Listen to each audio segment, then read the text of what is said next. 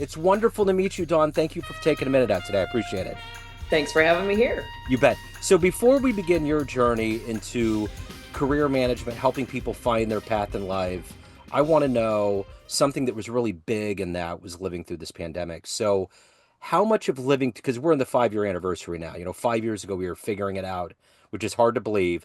So, how Mhm. much of living through that time period has affected your work and the way that you do things now?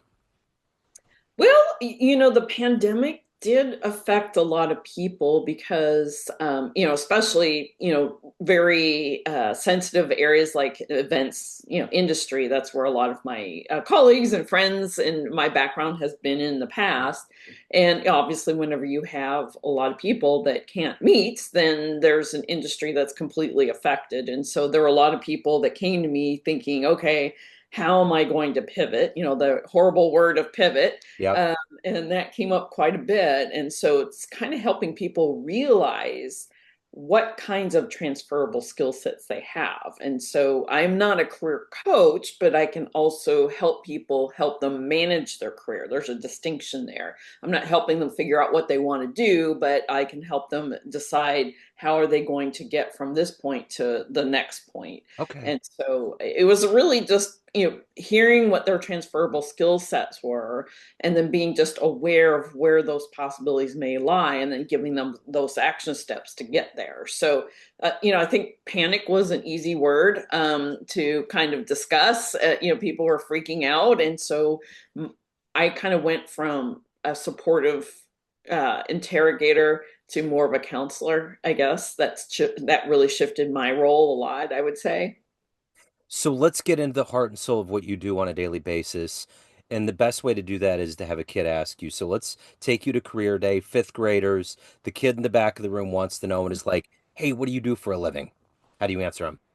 My answer would be that I work with so many different people. I kind of say that I have a secret MBA. I mean, how many times do you get to sit down and talk to, anybody from a CEO of a Fortune 50 company all the way down to, an entry level worker and just so many different disciplines, so many different fields, so many different career levels. And so what my job is to really help people understand what their value is and then sell that when they're applying for jobs. So they understand what that value proposition is and looking at their career management credentials. How's their resume reflect them? How's their LinkedIn profile reflect them? How can they speak to themselves in an interview? Or how do they conduct a job search or even just salary negotiations? Those are all part of the big pieces of the puzzle, how they all fit together. So,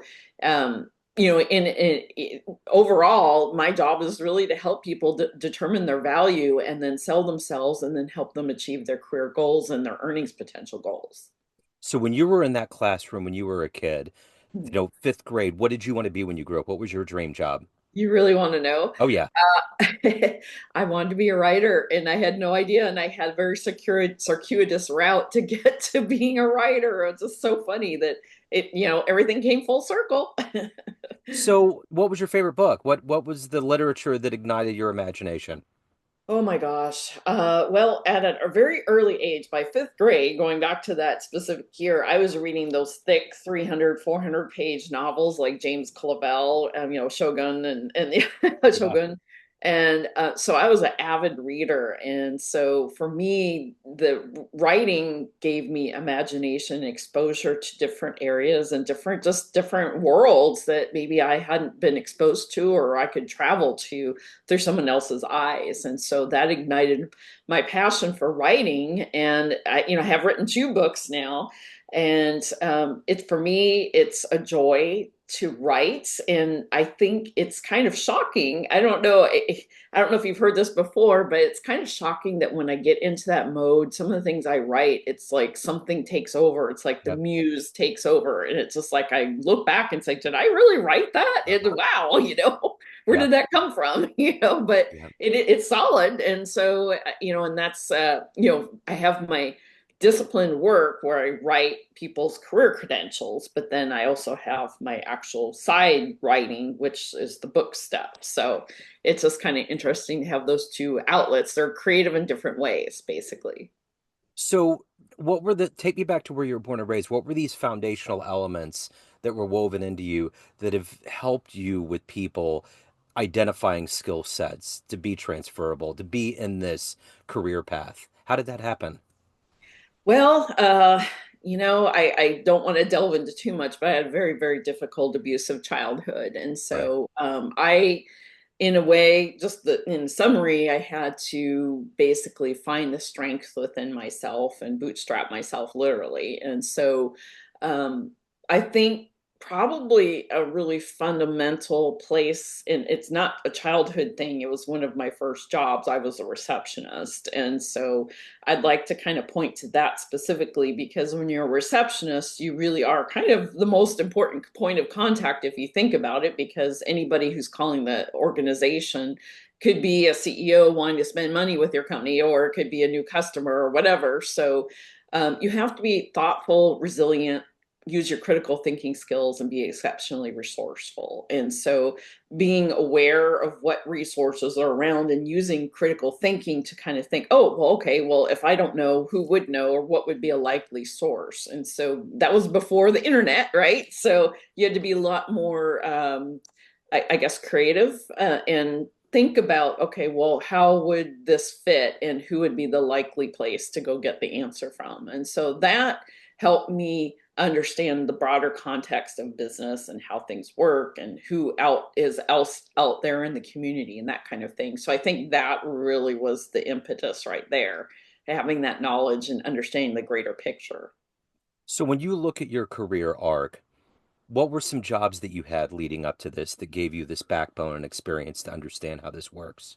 Oh my gosh. Well, I speak a lot professionally, and so I talk about how many careers have you had? How many jobs have you had? And people, I mean, I'm a Gen X slacker, So, and when I tell people how many jobs I've held, and they kind of freak out when I say 37, and a lot of them have been the gig economy where you're holding down 3 or 4 gigs at one time. And Yeah. so that's including all the way back to 15 years old. But I think it's just really how that kind of coalesced was just being more interested in the greater world. And then I ended up taking jobs that had some writing that was involved, including I was in tourism. So one of the things I had to do was write um, itinerary descriptions that would sell tour companies on coming out to bring their tours out to Oregon. So you had to be knowledgeable about your product, but then you had to write it in a compelling way that was just like, wow, I got to take my people, come see this, the fear of missing out kind of concept. And so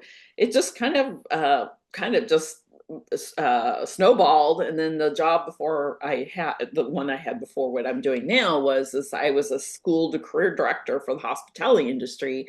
And so I was igniting in students all the different jobs. So one of my favorite things was I would go to the classroom and say, okay, let's think about jobs in the hospitality industry. We do a whole brainstorm up on the chalkboard or whiteboard, and kids would get the funny things out. Oh, you're a carny. Okay, yeah, that's the hospitality industry, or a burger flipper. But when we kind of got everybody participating, got everything up on the board, they're like, wow, there's a lot of options here. And it's like, yeah, and I want you to think about the greater world. And from my travels at Travel Portland, I had collected a lot of international currency. And so I'd hand out the coins to the kids in the class, and they're like, whoa, she's handing out money. I'm like, yeah, I want you to hold this coin. That's for you to keep and think about there's a bigger world out there. And they're like, wow, here's something tangible. And Yeah. so for me, I could see how I sparked and ignited them, and that kind of further sparked and ignited me. So speaking of sparks, who has been that inspiration, that hero for you in your life to do all of this? Oh gosh, I don't really have a hero. Like I said, I had a really rough childhood, and counselors have told me basically that most people would be in a very bad spot, and somehow I managed to pull it out of myself. And so there's something in me. I don't know what it is. I've had a kind of a crazy, adventurous life, and so it kind of just things fall in my lap. I don't Yeah. know how to say that. You just have to be adaptable and nimble and appreciate the gifts that you get, and then understand, well, how can I use this to help others? That's kind of a non-answer, but that's really the best way I can answer that. It's pretty crazy. What about this? If you could meet anybody alive on the planet right now, whether they're in the world of business or otherwise, that you could meet and talk to, ask some questions that might help you on your path in life. Is there anyone out there that's fascinating that you would love to meet? Yeah. Okay. So this delves. It's a celebrity. It's Kate Mulgrew who played Captain Janeway on Star Trek Voyager. I'm a Yeah. Trekkie. What can I say? But I was at an age where there were not very many women that were strong role models on television, and so you're at that age where you're watching TV, and a lot of times the women would just kind of fall off to the side, and the guys would do all the action and handle things and I appreciate seeing a woman. She used her gravitas to communicate that a woman could be strong, can be empathetic, can be commanding, and can get things done. And so for me, that was a great role model to realize that that is possible. And so that Murphy Brown was another television show, and then the X Files. So of course, consuming television shows kind of gave me those role models. And so I appreciated seeing that as an opportunity to say, okay, you inspired me because I realized it is possible. And so I really kind of honed in to women that they own their own future and their own destiny. And so I kind of carry those lessons learned from what I observed in those shows to help advise a lot of my clients. It's like you have that possibility and you need to move forward and take that and run with it and grow it. And the world is open to you. So I love kind of getting people fired up about that. Yeah. So the one thing about being successful at work is finding that balance in your life, taking Yes. care of work, but taking care of yourself. How do you do that? What motivates you every day to wake up, to do a good job, and to also nurture your own soul? I think every business person struggles this when they first start out the gate. And one of the things that I learned to do was a friend actually told me this that, we work so hard when we're in our businesses and we are just go, go, go, go, go. And then, there are breaks. There are times when the phone's not ringing, you got all your projects done. And, it's not an unseen thing to start panic thinking, oh my gosh, the phone's not ringing, what do I do? And we do have a lot of self-identity tied up into our businesses, so if there is that gap we start to feel like, wow, am I doing something wrong? What's wrong with me? Is there something bad out there? And really it's just the tide that happens. The tide comes in, there's a flood of clients, and then it pulls out and then it comes back in again. And a friend of mine said, you know what, you are forgetting all the times you put in 18-hour days. So if you got the time, you got your work done, there's no clients, then just go outside, go out, enjoy, do something fun for you. And so that's I live actually outside of Portland, Oregon. I live out in the Columbia River Gorge. We moved out of Portland about 9 years ago. And so I can literally walk out my door and have like 10 miles of hiking trails. So I love getting outside. So it's for me, that time outside is critical decompression time, although my brain is still cranking. And I have a lot of creative ideas that kind of hit me once I stop thinking directly about work and just relax and just enjoy the outdoors. And that's kind of when my mind opens up and things come in. And so for me, having that work-life balance is really critical. And we can't just be burdened by our work. We have to have a very strong discipline, absolutely. But on the flip side, in order to have that strong discipline and deliver on our work, we have to have some recharging of our batteries time as well. And that's what I always try to find. So the one thing about working is that there's a level of risk involved with taking a job and doing whatever you do. When you look at your career, what's the biggest risks that you've taken? Well, I didn't know it at the time, but I did take one job that was with a small tour company. And I was the vice president of sales, and then 9/11 happened. And so when you're talking a small business, they don't have a lot of resources. And especially when you're a tour company, you have to put a lot of money down in deposits for future tours. So our company had outlaid a lot of money, like $100,000, and then 9/11 happened, and then things got canceled, and some of the hotels were not refunding money. So we were in a world of pain, and I ended up, it was a risk that that I ended up not getting paid for a couple months, Wow. and just to keep the company going. And so when things started to pick up again, which it did, and I had booked a lot of future business, which kind of helped sustain the company through that gap. Um, for me, I just kind of looked at that thinking, I don't feel very comfortable in an entrepreneurial kind of situation, because there's no cushion really. So I was very risk adverse to joining another company that was a small company. So I ended up with a trade association, and then I ended up starting my own company. Yeah. And one of the biggest uh, axioms that someone told me when you start your own business is to minimize your startup costs as much as possible. If you don't need a bricks and mortar storefront, then don't have a bricks and mortar storefront, because that's where you eat up a lot of your overhead with the rent and things. And so I didn't do that, and I was very judicious about what kinds of things I was spending money on. I still am, but I'm also kind of a calculated risk taker. So I think it's looking at what's the opportunity, what's the potential payoff, and sometimes it pays off in different ways than you could have anticipated. I had a situation like that just recently, actually.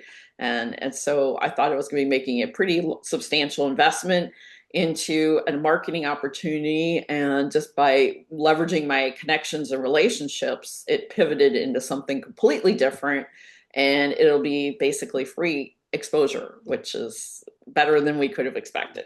So, Absolutely. Yeah.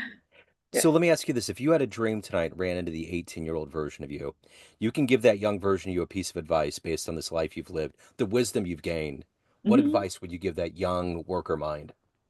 I would say believe in yourself, anything is possible. I wrote a blog post about that. And despite how difficult my childhood was, and I endured home issues as well as school-based issues. And so it was a very difficult time for me. And I did not have a lot of hope in the world when I was younger. And so just believing in yourself. And somehow I was able to find that footing and believed in myself. And yeah, of course I was challenged. Of course there were times I doubted myself, but somehow I always kind of found that even balance and kept going. And that's what's helped sustain me. So it's really been um, something that really has helped me become more me. I guess that's a good way of putting it. Sure. I believe in helping other people and being kind, and I've always sort of just said, you know what, just throw good karma out in the universe and never expect anything back. And sometimes it just happens to come back to you, and it's in ways that you couldn't have imagined. And that's the beauty of life. Absolutely. So let me ask you this. If you walked into a room of all of your clients that you've worked with over the years that you've helped, and you could walk up to that podium and tell them one fun story about you, something they may not know, just a really fun thing. Maybe the first concert you went to, just something fun. What would you tell that room? A fun thing that I would tell them is that, and this is actually still work related, actually, sometimes some of the things that are most obvious are right in front of our noses and we don't even see it. And one of the places I worked was a restaurant association, and I kind of laugh now, but I was so focused on the program part of the work. It wasn't working in a restaurant, it was a trade association, so it was a lot of program work.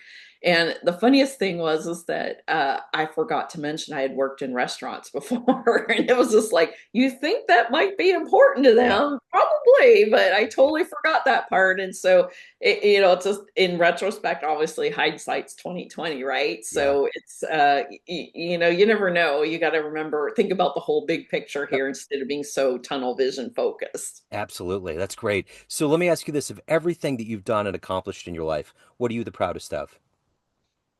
I think that the thing that I'm most proud of is being able to have a business that has had where I'm in the 20th and 25th generation of word of mouth referrals. And for me, anytime a client refers somebody else to me, that is the most humbling thing in the world. It means that I did right by them, I did good by them.